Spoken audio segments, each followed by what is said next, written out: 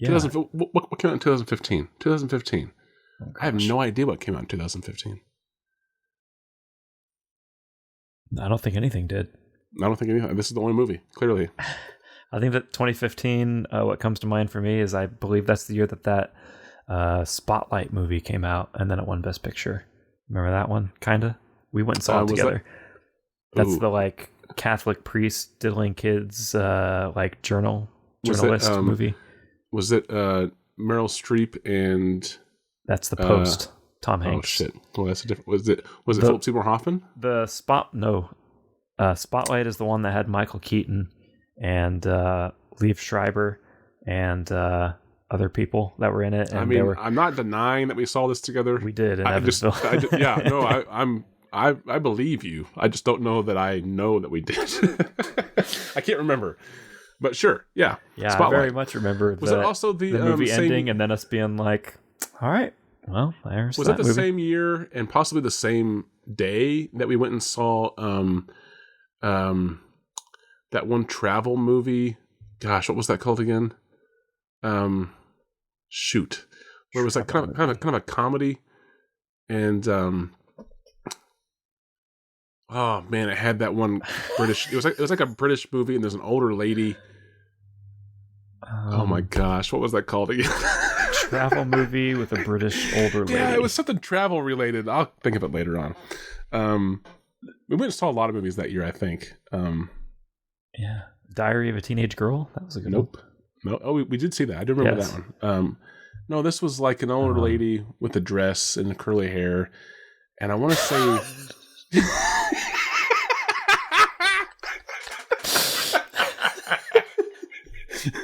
I want to say the British guy. The British guy was like, he was in a show. God, this is not helping it. Okay, let's just move on. I think it was the same year. Curly hair. Because it was also nominated for an Oscar, but it didn't win anything except for maybe like adapted. It got nominated for adapted, I think. Travel movie. And you're not talking about Nomadland, right? Nope. Mm-mm. No. And the only reason I know that is because I don't know the title of this one clearly, but as soon as you say it, I'll know it. Nomadland is the only travel movie that's coming to mind for some reason. But yeah, everything you described about the one you're thinking of did not sound like that movie. Oh, it didn't? It didn't it didn't ring a bell. You can cut out this dead space for just 1 second. Yeah. I got it. Philomena. Oh, and I've never seen that. And also, it wasn't that movie because it came out in 2013. I like how I described this movie as the old lady with the curly hair and the dress. And the British guy. Philomena. That's what it was. Anyway. Ashley Banfield here. I want to wish you terrific luck with your podcast. What was that called again? That podcast, what was that called again? You are officially 0%. Oh my God. KRZLE. Yeah. Charles. Yeah. Burt Reynolds pulls out a banana and starts doing it. Butterfly kisses. Oh my God. Hey, fuck these drums. The synopsis just isn't good. Oh my God. Okay. And on that note.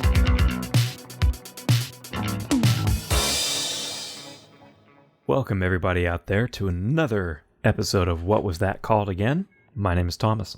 I am Will. Very forceful. This is a movie podcast where I have selected 3 movies and I will read their IMDb plot descriptions to Will, who then has to try to match the plot descriptions with the correct title. Last week was an embarrassing display. We have not had a chance yet to watch Happy Together to confirm whether our predictions are correct or not. We're recording this directly after that episode. Like 10 minutes ago, we just finished recording that one. But we do plan on watching it at some point soon. And more so, we plan on potentially talking about it here on the show, and then definitely, which I think I am behind on, writing about it and writing about other films on our Letterboxd. Yeah, in private, I think Will blasted me for not having written as many reviews, I don't think, as he has. And then I've swooped in and come from behind. I did like 3 or 4 of them in a row. Yeah, I'm definitely behind.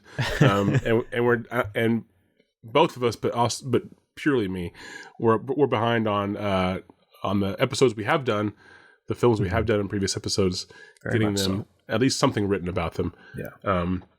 So we'll start doing that, but definitely happy together. We will at least talk about briefly on here, hopefully in the next episode. Yeah, after we watch it soon. Yeah, definitely. I'll probably get Criterion Channel at some point very, very soon, and then we'll be able to watch it on there. Nice. So, but for now, we're not talking about Happy Together. That's right. We are going to talk about Drink Check.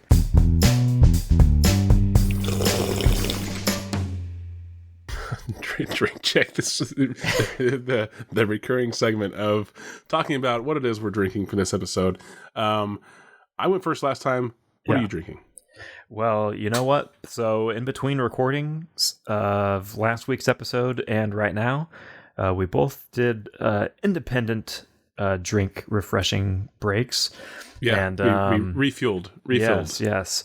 I grabbed myself a frosty LaCroix Pure. Nice. What was that called again? Staple. It is unofficial sponsor. Carbonated water with no flavoring. It is just bubbles and water, and it is delightful. You cracked it open though off camera, and it definitely sounded like you were about to slam down something hardcore. And I was like, yeah. And then you held it up, and I was like, oh yeah, that's right. LaCroix Pure. That's right. It is after 11:30 p.m. It is the least hardcore drink I could have possibly opened. It sounded awesome though. It had that perfect sound to it. It was I should have saved it for the recording. Yeah, that would have been a good opener for the show. Yeah, would have been. What do you got going on over there? So I have refilled my homemade pure lemonade, unadulterated, and then I also mixed what was left over from last episode's drink check. That's a week-old beverage right there. It is. I'm still chugging it down. So I'm a slow sipper. It is a mix of lemonade and cranberry juice. So it's sort of like a pink lemonade color and consistency. I guess I could show you so describe it. But did I hear the Cranberries song drop again? Was that? Yeah, it's Linger. Yeah, that was very pleasant, like pinkish. Yeah, it's a nice pink. There. So it's very much like pink lemonade looking consistency too, but it also has vodka. A shot of I refreshened the shot of vodka, so it is. It might be a week old for the listener, but it is very fresh for me. So, and that's what's important because plus I'm still technically. Well, I mean, I don't know how your Guinness is lingering, but did it linger by the cranberries? But my last drink plus the wine that I had, anyway, I'm still buzzed a week later for the listeners. That's what I'm saying. Oh no, I'm very much not at all, like at all. I don't really. For me to get any kind of a buzz on a Guinness, I pretty much have to like not eat anything at all. Yeah. They're very heavy. They're heavy, yeah. And I've drank like 6 of them in a row and not felt any kind of a buzz off of them before. But I actually, before I ate, some meetings. Before last week's episode, whenever I ate last week, wait, you should eat more frequently than that.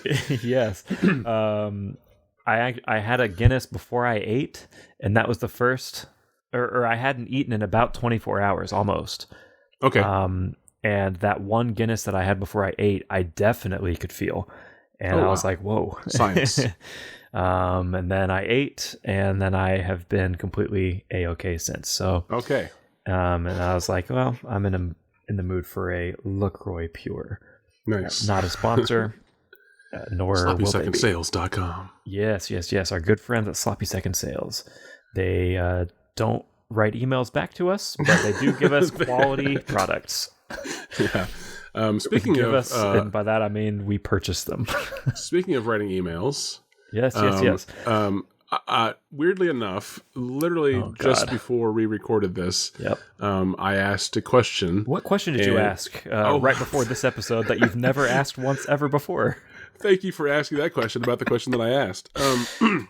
So several weeks ago now, we had a listener write in and give us movie recommendations that Maybe I even did not. The listener.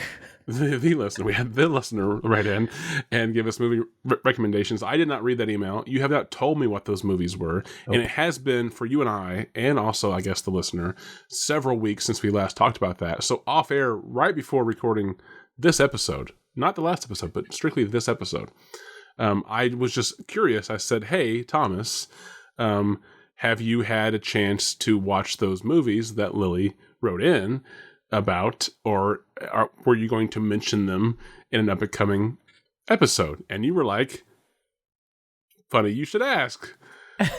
Yeah, I was kind of like, interesting timing on that question.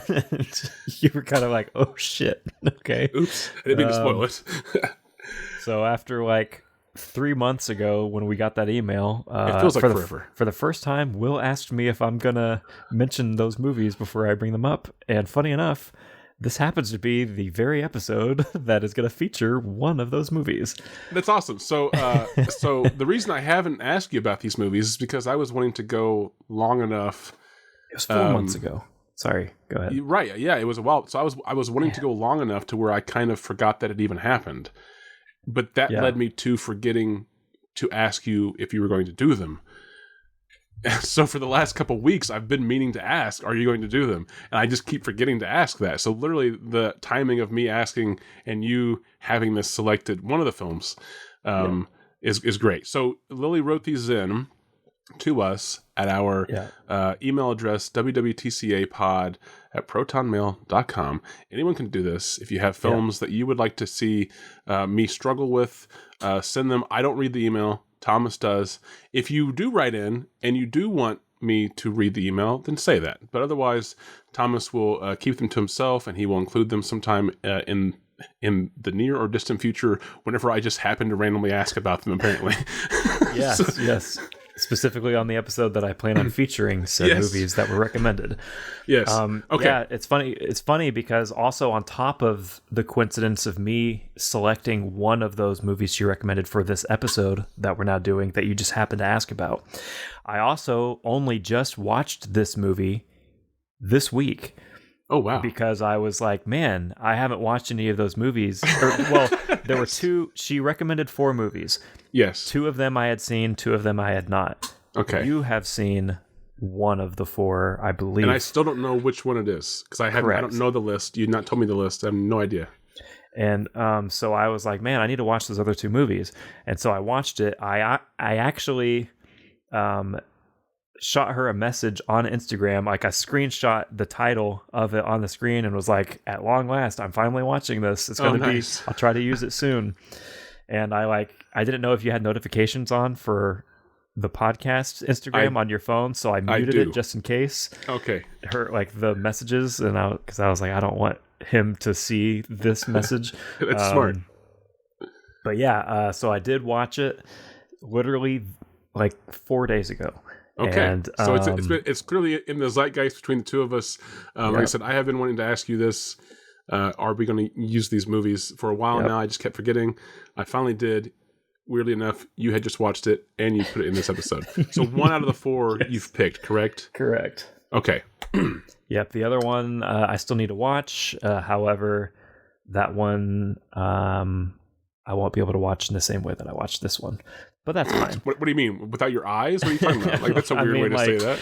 I mean, like it was. I have to get the Braille version. The other one is not accessible. Okay. In the same fashion that this one was. That makes way more sense. Okay. And with that, with enough teasing of that, you are all set.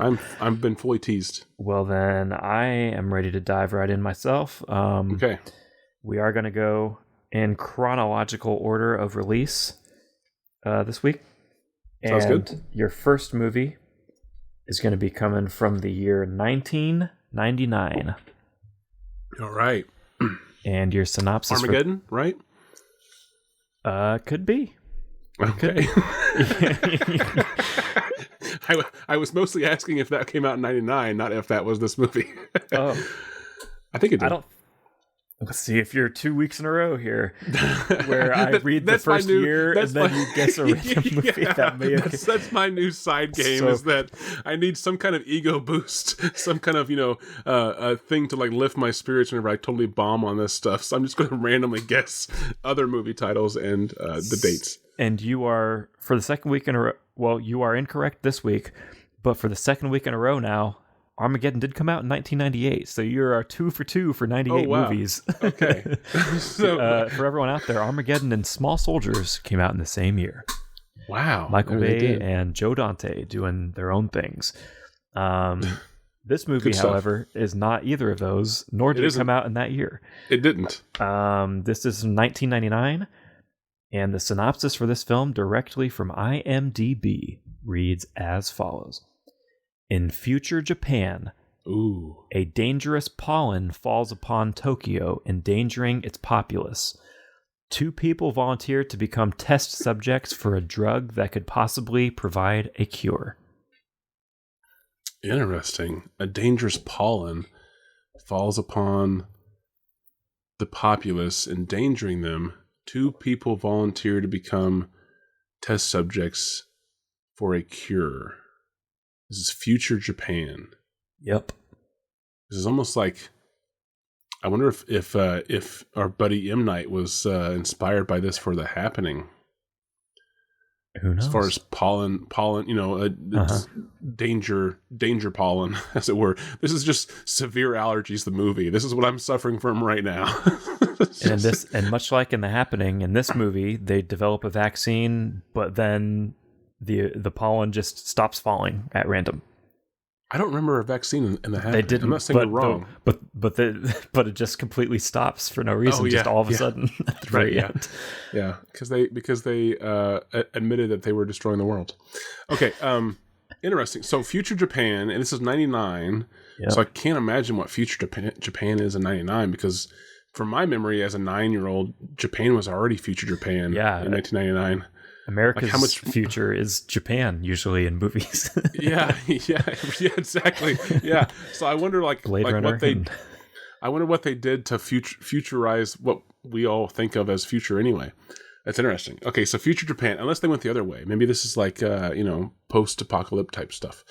Okay, so future Japan, deadly pollen falling upon citizens, endangering them. 2 people volunteer to be test subjects for a cure. Okay.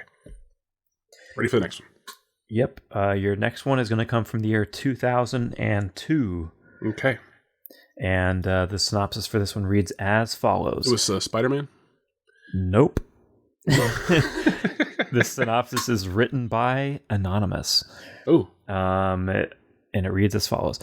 2 young guys work at a plant that manufactures ashibori, in parentheses, those moist hand towels found in some Japanese restaurants. Their weird bond is based on uncontrollable rage, something neither can articulate or control, and a strange jellyfish they keep as a pet. What the fuck? Okay, hold on. So, 2002, 2 guys working in a factory that makes moist towels that is found in some Japanese restaurants bond in a weird way over their rage. Yep. And they also raise a pet jellyfish. Yep. Jesus. That's correct. I mean, like, how? I can't imagine working in like a moist towelette factory. What the rage would be? It sounds like a pretty. I mean, it doesn't sound like an intense job or a high stress job. Maybe it is. Maybe it comes from the jellyfish raising. Well, they can just get rid of it. I like. Seems like there's solutions here. So it seems like their rage is somewhere else. And they're 2 young guys. You said, or just 2 guys? 2 guys. 2 young guys. 2 young dudes. Yep. Just making towels and being pissed. Okay. And then a weird jellyfish. Yep. And wait, are they raising it together? And the strange jellyfish they keep as a pet. They keep as a pet. Okay, so do they eventually move in together? Or is the pet at work? There's a lot of I have a lot of questions going on here. This anonymous person left a lot of blanks. And why specifically this brand of moist towels? Why is that important? And why does it say that they have a weird bond based on uncontrollable rage? Well, exactly. Yeah, it's something neither can articulate or control. Well, it's uncontrollable. Yeah. And they can't articulate it, which is interesting. So how did they even bond over the rage that the other person has if they can't articulate the rage that they have themselves? Yeah. There's something inside of me. Me too. Just that. I just don't know why I feel so kind of angry. I hate that my hands are clean all the time. Yeah. Hey, there's this jellyfish over here. Do you want to raise it? Yeah.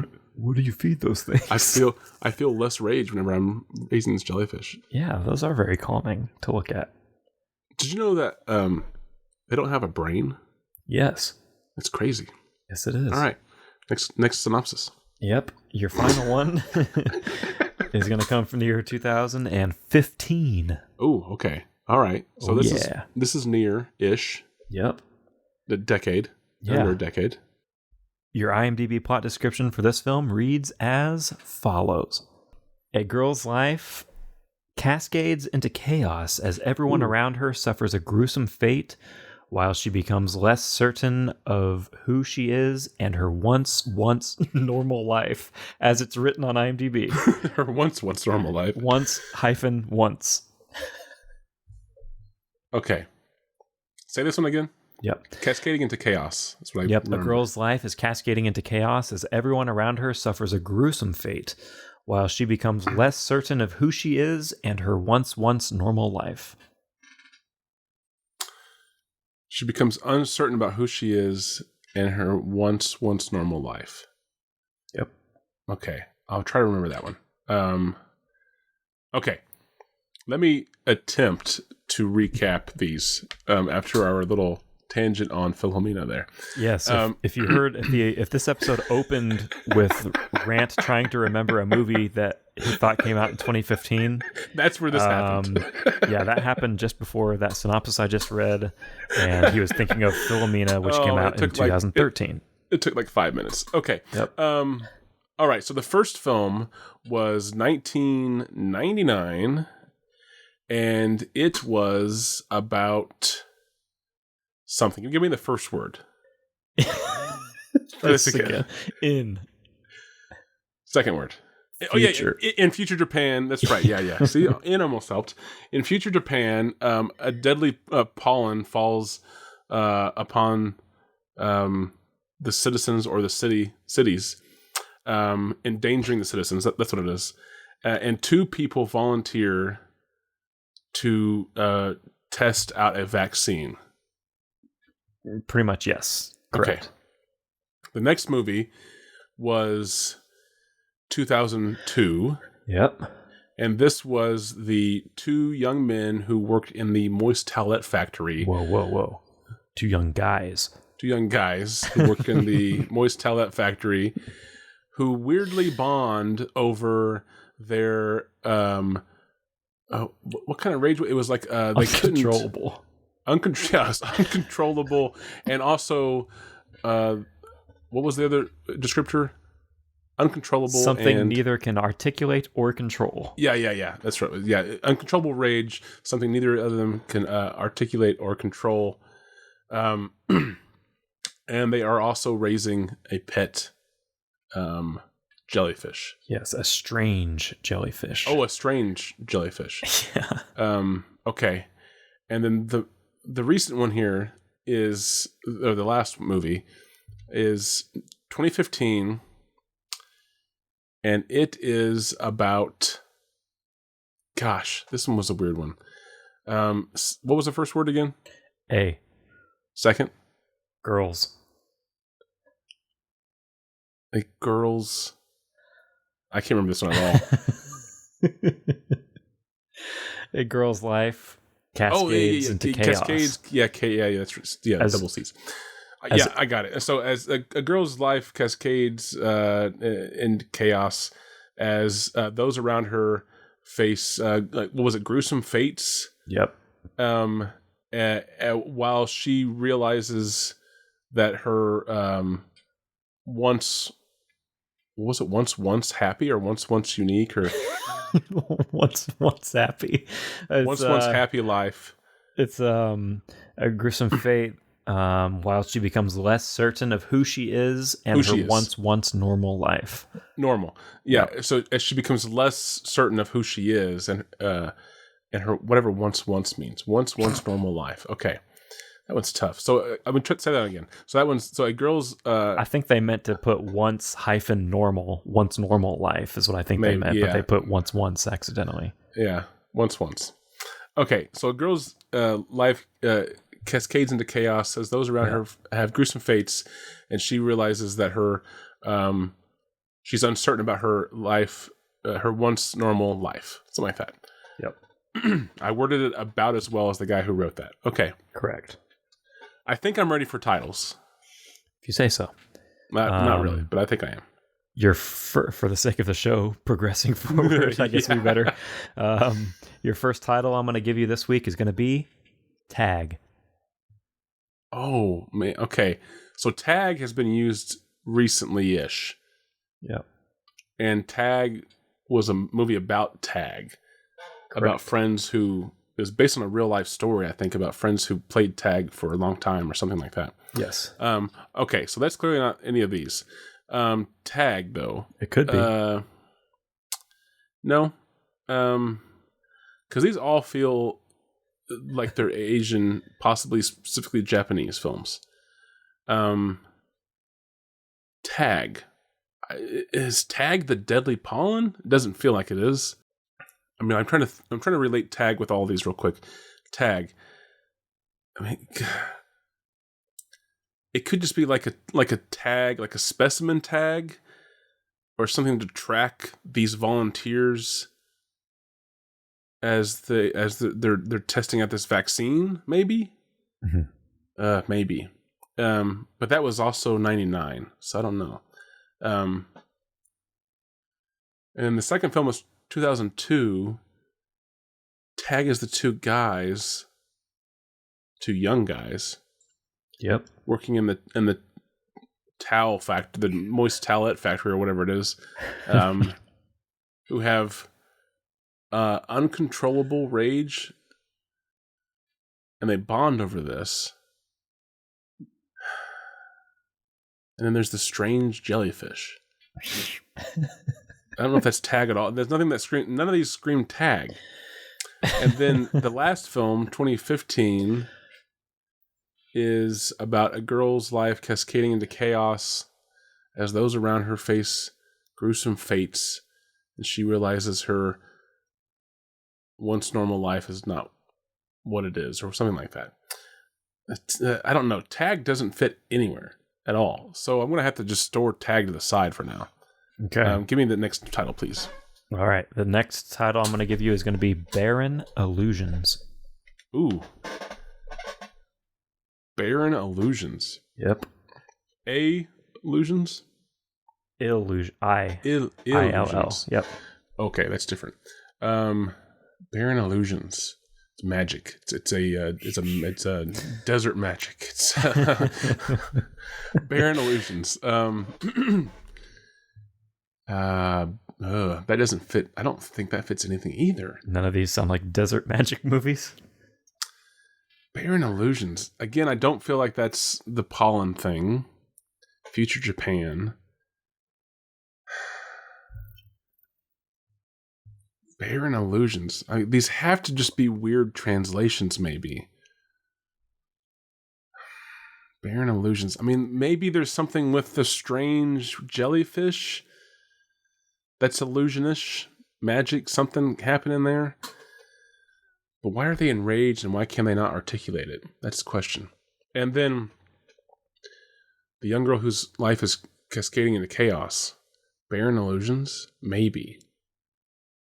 Barren... maybe. So like Barren Illusions is like thinking that things were magical and then now they're not. And maybe that's where her mindset is as far as her life changing, her once normal life. Okay, third title, please. Alrighty, your third and final title to work off of this week is going to be Bright Future. Jeez. Bright Future. So we have Bright Future, Barren Illusions, and Tag. Mm-hmm. Bright Future. I mean, only because it's future Japan. Maybe Bright Future's that. I don't know if that's being hopeful for the vaccine development idea, or if that is kind of sarcasm for the deadly pollen thing. Bright Future. I can't imagine that Bright Future... I mean, maybe Bright Future is the girl whose life is cascading into chaos. Maybe. Like in a weird way. I don't feel like that fits the two young guys who work in a towel factory. I'm glad you corrected yourself. Yeah. It matters.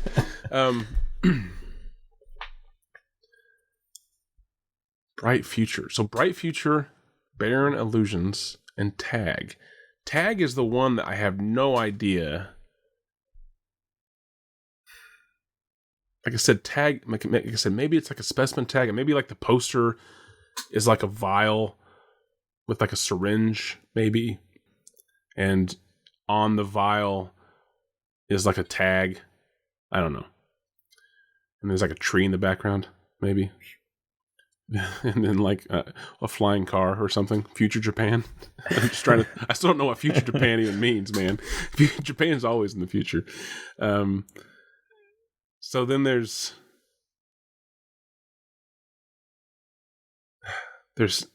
maybe Tag. I don't know if Tag goes anywhere else. Barren Illusions.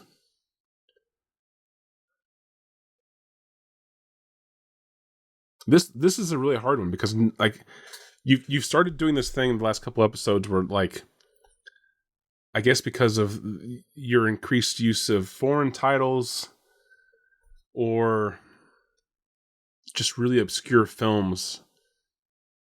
I can't even place, like, I can't use my usual methods of like marketing or, decade, like sort of the titles are trying to elicit something. Yeah. And this is really, really tough. And then none of these really fit. Nope. Yeah. Congrats. Okay. Trying not to drag this on and just dead air the whole thing. I'm stuck on Barren Illusions. I don't know if Barren Illusions is maybe saying something about the future, and they were being hopeful for this vaccine. That's the illusion. But really, it doesn't matter.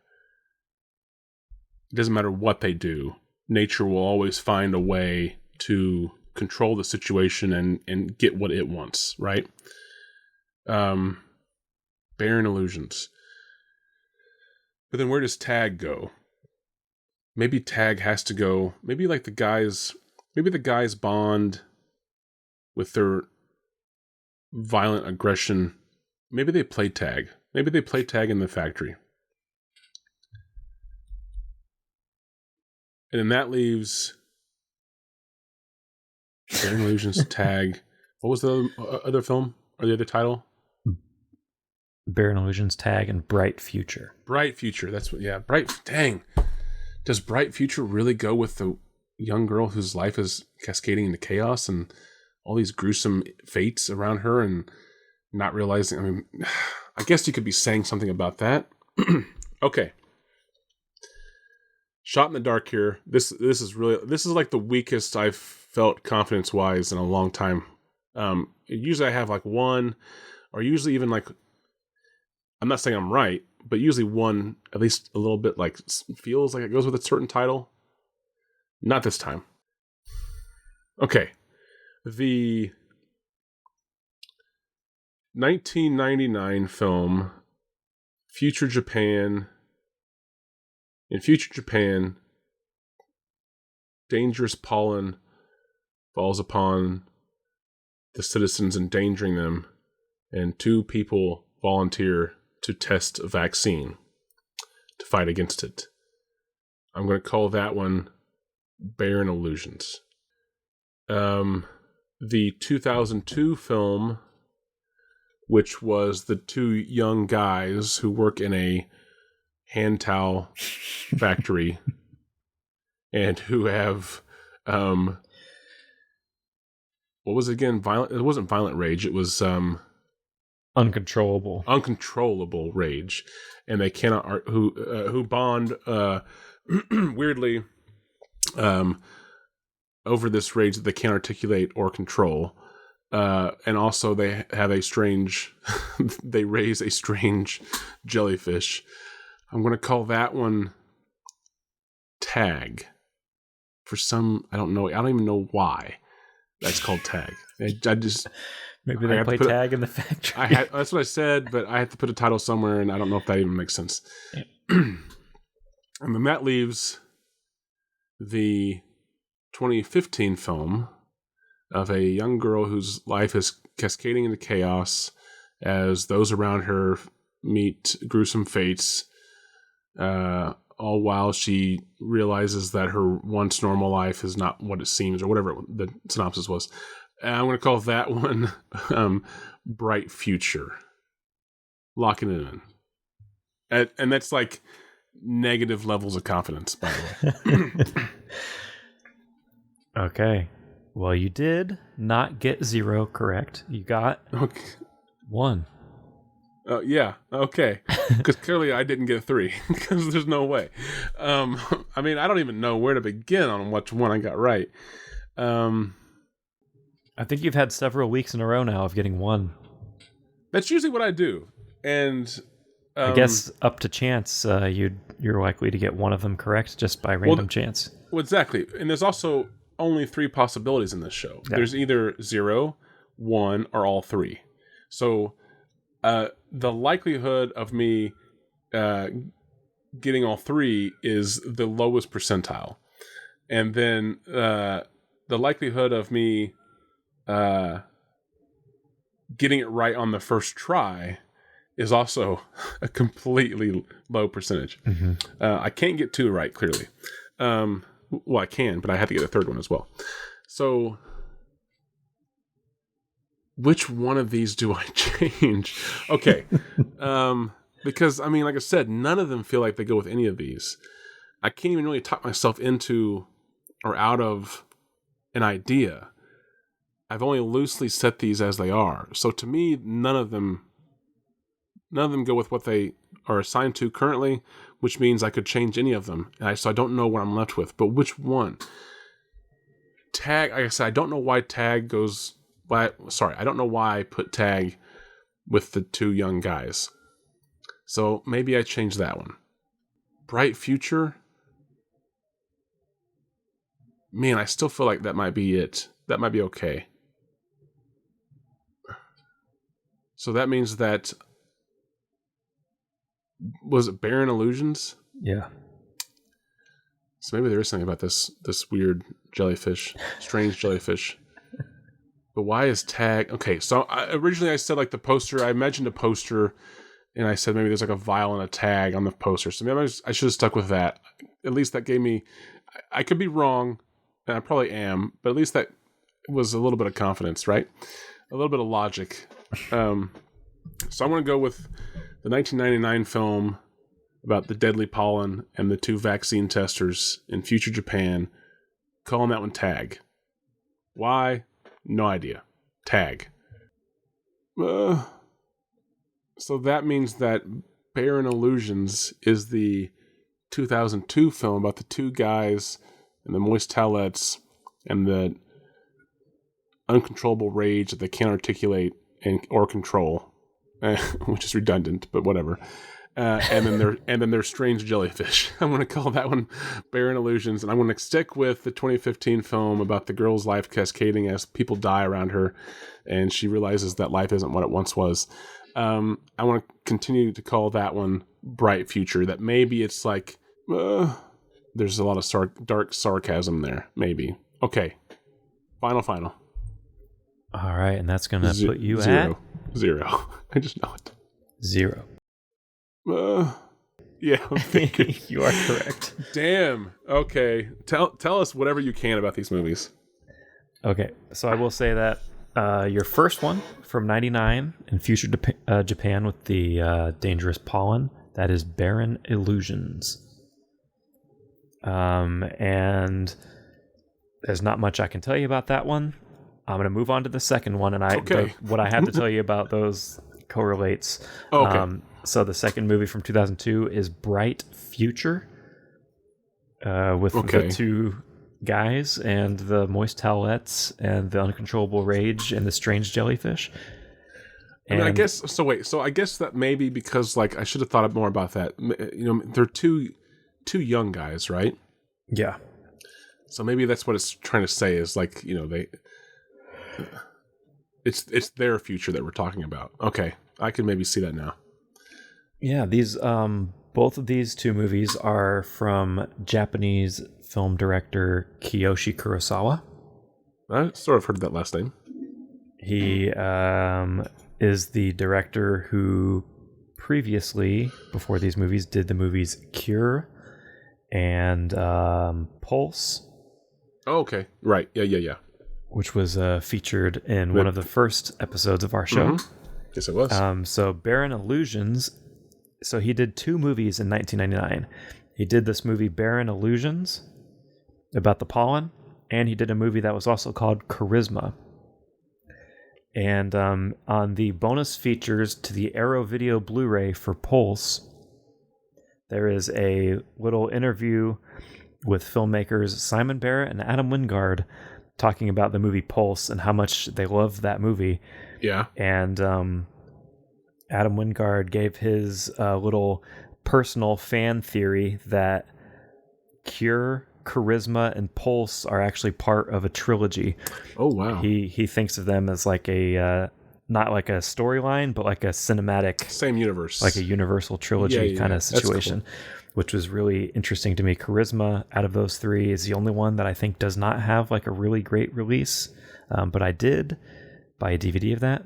But that's not the movie we're talking about. You said Charisma is the same year as... Yes, the Barren Illusions and Charisma both were released in 1999. So Bright Future was the movie that came out from him directly after he did Pulse. So Pulse is 2001. He did Bright Future right after that in 2002. Both of these movies, I did find them both on YouTube with subtitles. Okay. They do not appear to be readily accessible anywhere else that I was able to find. Right. But so you can watch them on there with subtitles. And then the final movie from 2015, Tag. Why was this called Tag? From Japanese filmmaker Cyan Sono.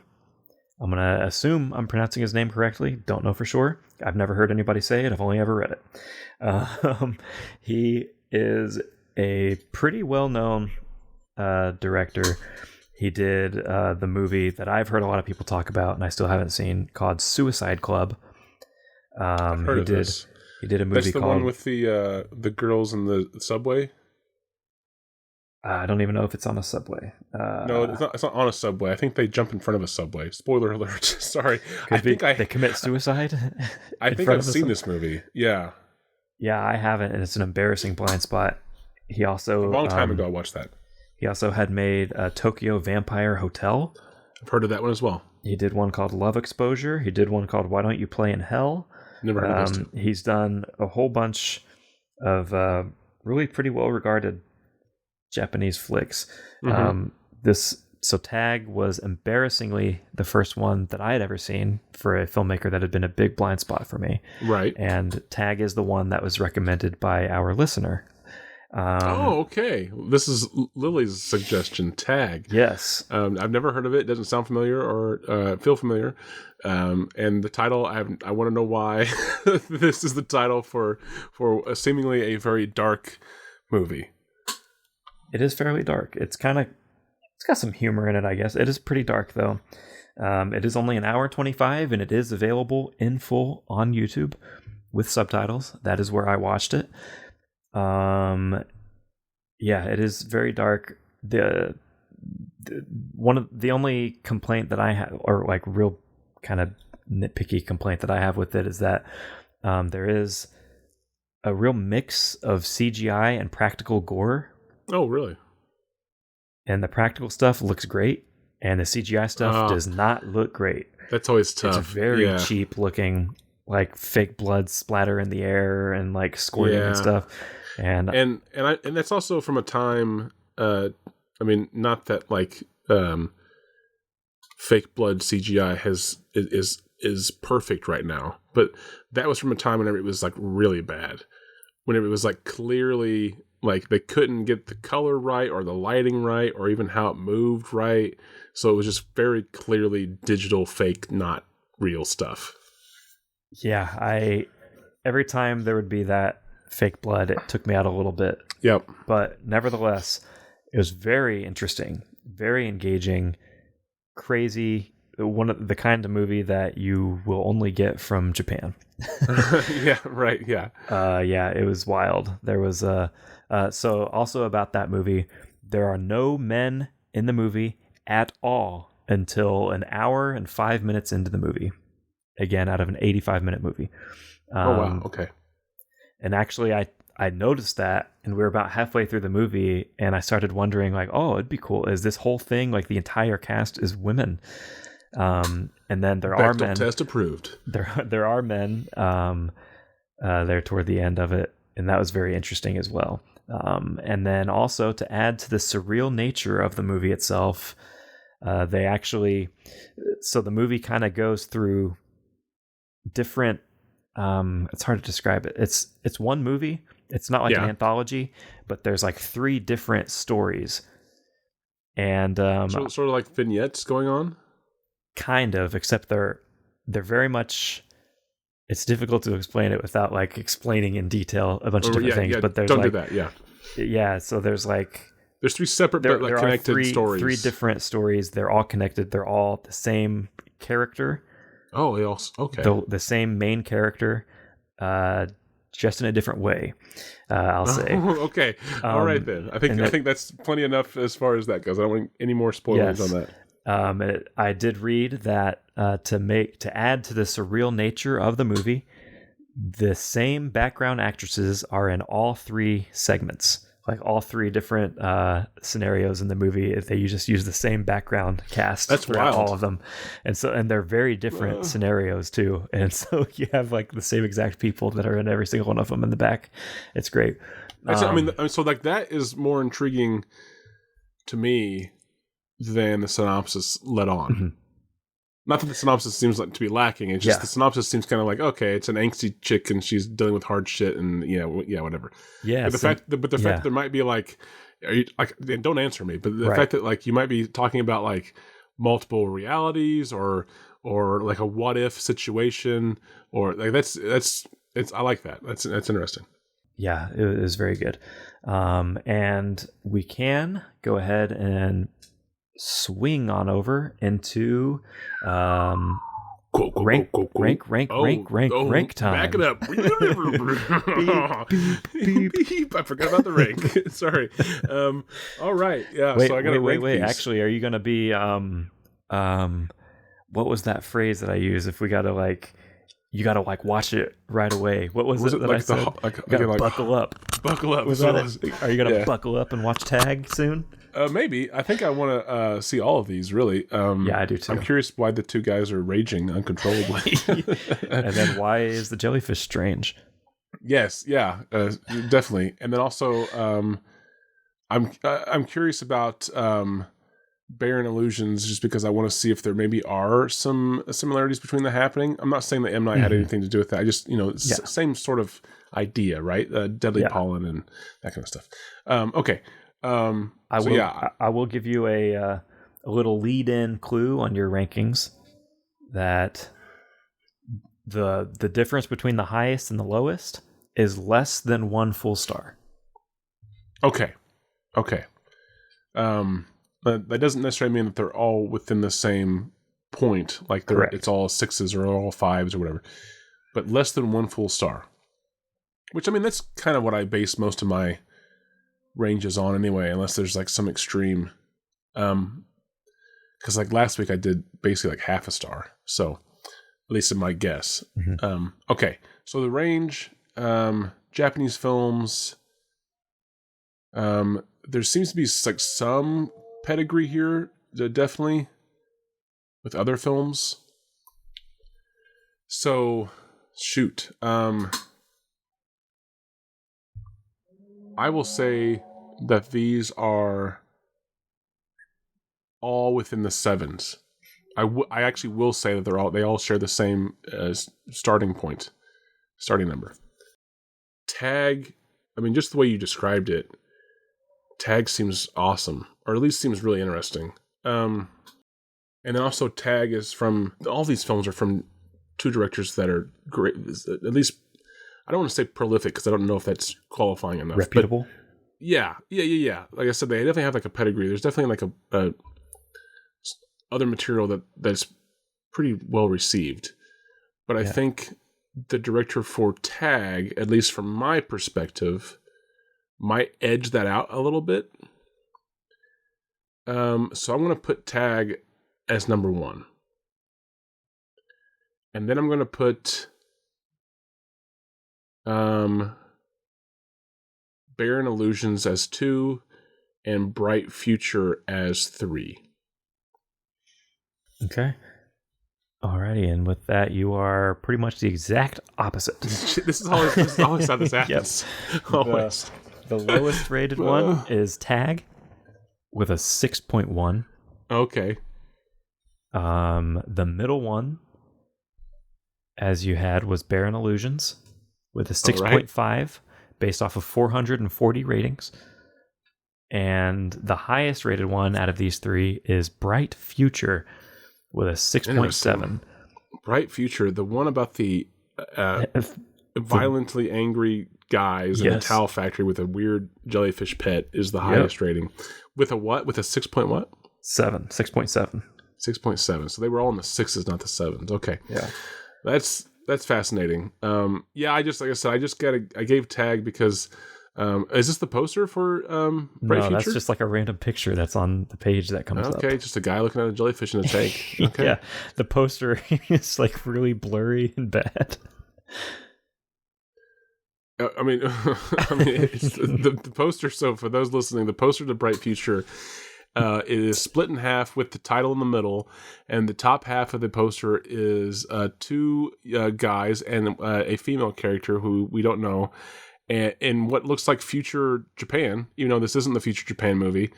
And then below the title on the bottom half of the poster are just a bunch of jellyfish. And it's like really blurry, low quality picture. You can't read, other than the title, you can't read any text that's on that. Yeah. So I can't read the tagline or anything. But anyway. All right, that's Bright Future. Yeah. That is Bright Future. Oh yeah, so I do have a quote time. And this is where I have gone to the IMDb page for one of these movies, and I went to the quote section on the IMDb page for one of the movies, and I pulled a quote from the quote section of one of the movies. And you said you said you saw Tag recently. Did you see the other 2? I have not. No. Okay. Hopefully will very soon. So I did pull a quote from one of these movies, and I'm going to read you that quote directly from the IMDb page. And Will is going to try to guess which movie this quote came from. Yes. And this is going to be a quote that is a question followed by a statement, both from the same character. So it is actually one character with 2 sentences, I guess. Okay. One character, 2 sentences. And you're going to do it in a voice of your choosing. Okay. Yep. Here we go. Alrighty. All right, here we go. And I quote, "What have I been doing? I got my go-ahead a long time ago." Okay. Can we run that? Take 2 on this. I don't know if I even heard or got clearly what you said. What was the first line? What am I doing? Yeah. What? See, the character you gave had like rocks in his mouth. Yeah, so I'm going to need that one again, partner. Yep. It was. What have I been doing? What have I been doing? Okay. And then his statement after that. What have I been doing? That's what I heard. I was like, what the fuck? The second sentence was, "I got my go-ahead a long time ago." Oh, that doesn't even make sense in normal English. Okay. What have I been doing? I got my go-ahead a long time ago. What does that even mean? Grammatically, I got my go-ahead a long time ago. I got my go-ahead a long time. What have I been doing? So he's answering somebody. Somebody asked him something. I'm guessing he's reiterating the question. And then his response is, I got my go-ahead a long time. I mean, this could be, I could see this being like a said in like a Western, like a gold mining. So your voice was spot on, I think. I got my go-ahead a long time ago. I don't know what that voice was. It was great. I just, it was good. I couldn't, for the sake of the game, I couldn't understand what you said. That needed subtitles. I saw your face. You whenever I started saying it, you were like, "What?" What? Yeah, because I was like, "What the fuck?" I started talking. Were you drowning? So I don't. I go ahead a long time ago. I mean, you painted Tag to be this unique, interesting, weird movie, but I don't feel like it's that movie. What have I been doing? I got my go-ahead a long time ago. I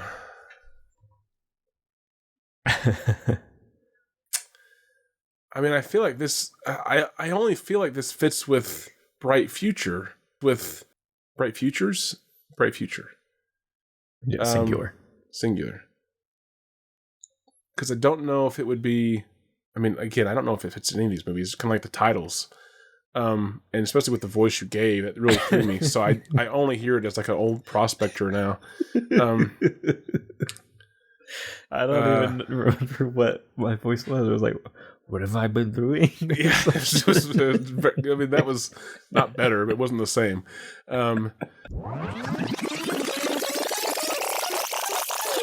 What have I been doing?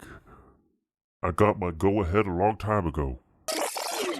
Okay, so I feel like this is Bright Future. All right. I don't know what. So, and the reason being, other than it just being a random guess, which it mostly is because you delivered it in such a way, and I don't know if that's accurate, other than how it was written, but you delivered it in such a way that it felt frustrated, and maybe that's part of them being unable to articulate this rage that they feel. That's kind of where I'm at with this. Okay. Cannot confirm nor deny that thought process is correct, but the guess is correct. Okay. It is from Bright Future. Nice. The highest rated movie of the episode tonight. What have I been doing? I grabbed my girl here a long time ago. All right. I want to know what the jellyfish have to do with this movie. I don't know. It's strange.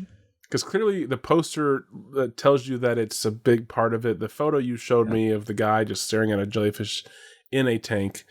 Yep. It looked nicely lit. I liked how it looked. And they included it in the synopsis as well. So, does the jellyfish calm them? Do they take their rage out on the jellyfish? Do they pull it out and punch it? I don't know, just squeeze it like a stress ball? Would that hurt it? I don't know. Can it feel anything? Jellyfish? Probably, because it still has organs. But it doesn't have a brain. There's no central nervous system. Well, I don't know. It's still alive. There's a good moral quandary for is it alive? Some animal rights activists. Yeah, maybe. So what role does the jellyfish play? And what makes it strange? And how do they acquire it? Because You think they just like fish it out of the ocean? Or even like save it from like a restaurant fish tank? Or maybe like there's like an aquarium at work and they steal it as like a joke, but then they get attached to it. Do you think that they purposely went out and got it? Like it's just like it was like a pet store or something like that. Maybe they were trying to. They had like one of those crab like they were fishing like what is it? It's not fishing, pots? but like crab, like the crate for like getting crabs out of the ocean. I think they call it crab fishing. Is it? They're doing that, and they accidentally catch a what fucking. What else would it be? I don't Crab know. Hunting? I don't know if there's like crabbing? a specific term for it that I'm unaware of. I think the activity of pulling any living creature out of the water is fishing. Well, I thought that at first, and I began to question it because I was like, "Well, they're not fish, so is it fishing though? Technically, but technically, nothing's a fish. So, but yeah, I think it's just crab fishing. I think it's just crab fishing. Well, they get a jellyfish fisher in one of those crates. Okay, and that's what they keep. So wait. But But why are they crab fishing? That's what they do on the weekends. Okay, so this is a hobby. So they work in this towel factory, enraged, unable to express this uncontrollable amount of rage, and then on the weekends they decide they go out to sea and they scream and yell where nobody can hear them, and they get crabs. So what makes this jellyfish strange? Is it attracted to their rage? Like every time they're at home and they get mad, it like smushes itself up against the side of the aquarium, it starts to like jelly around in the tank a little bit and like glow. You know? Ooh, yeah, I like that. Like a slight vibration coming off of it. So then, does it feed off of the rage, or is it just like invigorated by the rage? Like is it actually taking that energy and utilizing it, or does it just become like more active? Are we going for in the real movie for real? What's happening with it? I mean at this point I don't think that's even possible. This movie sounds so ridiculous. I mean we can always compare and contrast our version, but I think this is just our version. So in our version, what does the jellyfish do? The rage is making it develop a brain. And it's developing intelligence. Okay. So follow-up question. Okay. What is keeping these two young guys enraged? They're both incels. Okay. So all right. They come home from work and they're like, "Did you see Nancy kissing Todd at work tonight? Chad. He's a damn Chad. And I can't articulate." and they weirdly bond over this. Yeah. Okay, but you're the only one that understands. What happens to the jellyfish after the two guys have not fully, but partially vented this rage? What happens? The jellyfish? Yeah, like I guess what I'm trying to get at, like does by putting their rage into the jellyfish and the jellyfish growing or taking in this energy, right? That's a positive game for the jellyfish. So then on the flip side of that, does the guys being calm take away from the jellyfish, or does it just not affect the jellyfish? Not affect. Okay. All right. So if they're cool, calm, and collected, the jellyfish doesn't care. But if they're enraged, the jellyfish gets invigorated and starts to glow, possibly vibrate, and grow, and evolve in some way. And the titular bright future is the bright future of the jellyfish that's developing intelligence. This is from the jellyfish's perspective. The whole movie's from the jellyfish's perspective. Okay, I like that. So how does our film start then? How does our film, does it start just on the ocean floor as like I see like the camera's like seabed level, right? And some fish are swimming around or whatever. Maybe the opening credits, and we hear like the water, and then all of a sudden, like falling into frame is one of these crab cages, right? And some crabs crawl in, and then our jellyfish swims by, and we just hear, you know how like whenever you're underwater, you can hear people above the water talking and yelling and stuff like that. Like we just hear like this like shouting match break out, and the jellyfish kind of like, you know, starts to like do his little jellyfish move up towards the surface a little bit and follows the cage as it comes. He's not in the cage yet. He's not been caught yet. That happens later. But he just follows the cage up. And then that's how we introduce these two characters. And then we think that they're crab fishermen. But then they're like, well, tomorrow's Monday. We got to go back to the factory. Yeah, those goddamn fucking hand towels. God, I hate those things. They make me mad. Yeah. Okay. Yeah. And so then they keep the jellyfish because it is well, like, so they catch that later, right? It's like shaking and like glowing. It's like starting to glow. Okay. So they are aware that something happens to this jellyfish. They become aware, yeah, but at first when they pull it out, it's just glowing, and they're just like, wow, that's weird. Follow up to that. Is it just this jellyfish? Yes.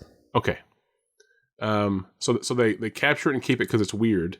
And then what happens and when in the film, but what happens to make them realize that their uncontrollable rage is what is causing this strange jellyfish to do strange things?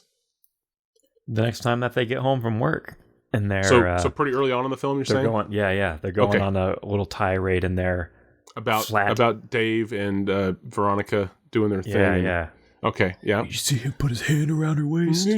She smiled. She kept smiling and looking at him, and she wouldn't even look at me. And I work hard in 2 jobs, and all I do, and okay.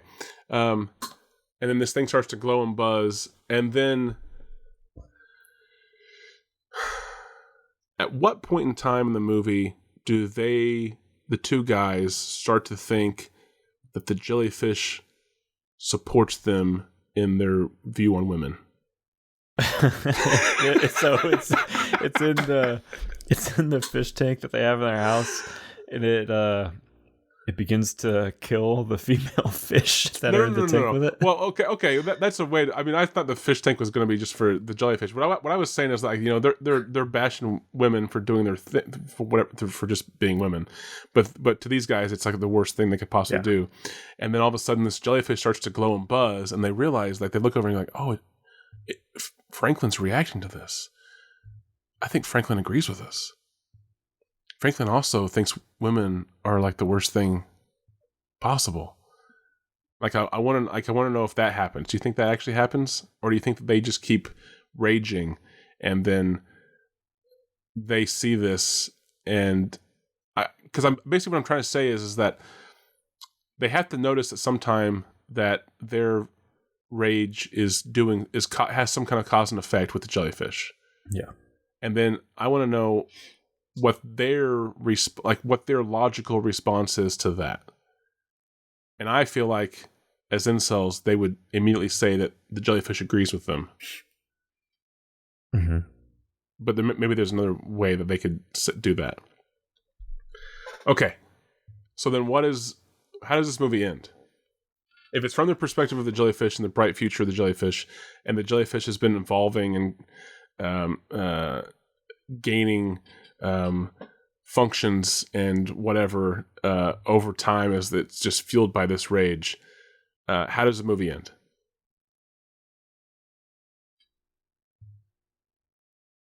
They have to let the jellyfish go back out to sea. They have to, or do you think that they're forced to? It gains so much intelligence that it's able to telepathically communicate with them. Oh shit, that'd be awesome! Holy cow! Like, but wait, like, what if they're unable to articulate this rage to other humans, but they can articulate it to the jellyfish? So we have like the in the brain telecommunication, and the jellyfish is like, "It's okay, Simon." I like that. It's like a Mufasa. It's a very like. Everything the water touches will be yours. All right. But I also forgot too, where are we inserting this line? What have I been doing? I got my go ahead a long time ago. Does the jellyfish say this? Like maybe they're having like maybe they're to the part in the film and in the development of this jellyfish that they're communicating with it on a fairly regular basis, and they start to inquire about the jellyfish's life, and that's what that's where the setup is what have you been doing, and the jellyfish is he responds back, Yeah, how does it say it? I'm trying to think. I got my go ahead. Like, why would you say I got my go ahead a long time ago? That's the weirdest part of that. The humans are confused by that, but they're like, well, it's on a higher frequency than we are. Clearly, a go ahead is something. I got my go ahead a long time ago. My go ahead a long time. The jellyfish is like encouraging them to like go on their incel rampage. Oh my god. I got my go ahead a long time ago. What if really though this movie is just two psychos who think they're talking to a jellyfish the whole time, but really they're just having like a psychotic break. And they're just justifying their rage towards women by saying that the jellyfish agreed with them and told them that it's okay to do this stuff.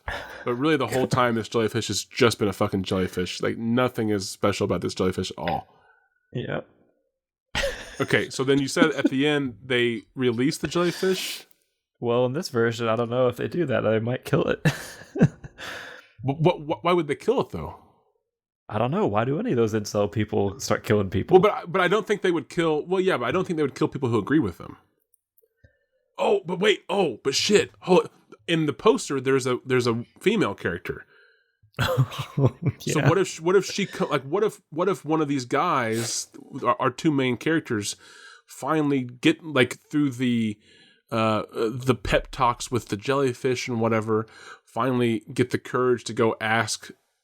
their fellow coworker, one of them does, and she says, yeah, I'll come over and, watch a movie or whatever. And in their mind, that's like, I hit the jackpot. This female finally wants to do something with me.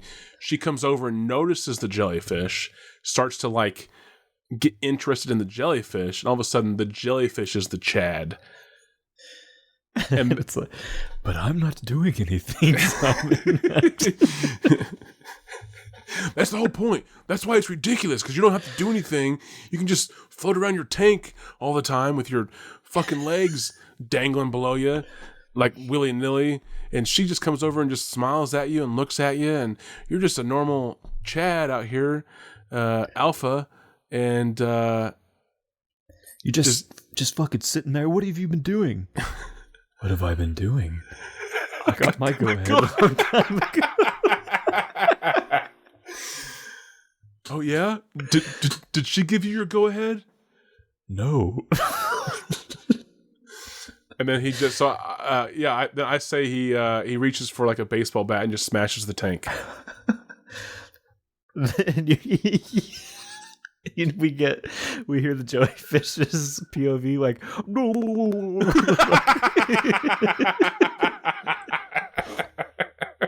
like drowning in the fucking air. And then you think like, so okay, so what's the final shot of the film? The other roommate coming home finds the jellyfish in the shattered tank, and he like picks up the jellyfish and holds it in his hands and like cries on it. And then he realizes that they've been in the wrong the whole time. It's just a jellyfish.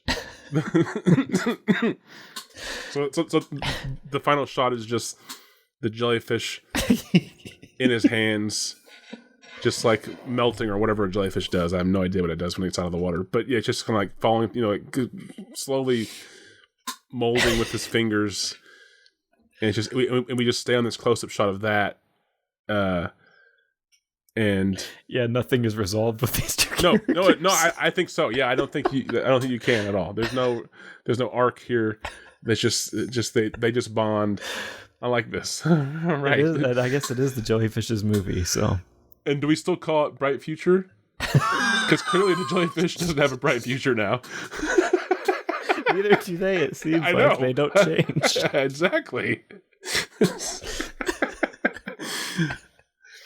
Oh my god.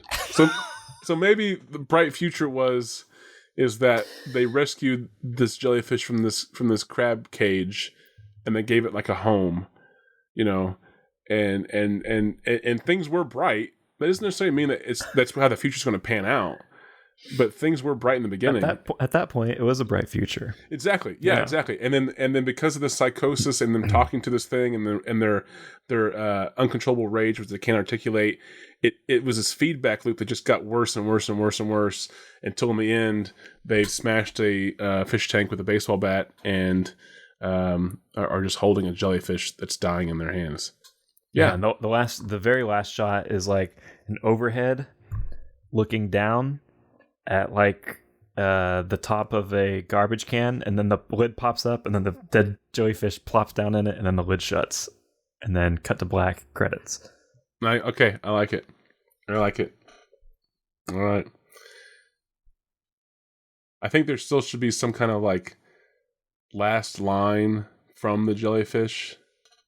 Like as he's holding it in his hands, like he just scooped it up off the floor, the other guy maybe. All the love you needed was right here.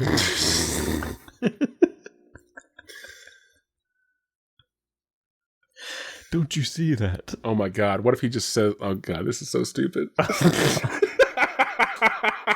What if he just says, like, there's more fish in the sea. Because the whole thing's a metaphor for that. Yeah. The crab fishermen, I don't know how the moist towelette thing fits in, but it's just an interesting character detail. Yeah, it's just a side thing. Yeah. All right, what was that called again?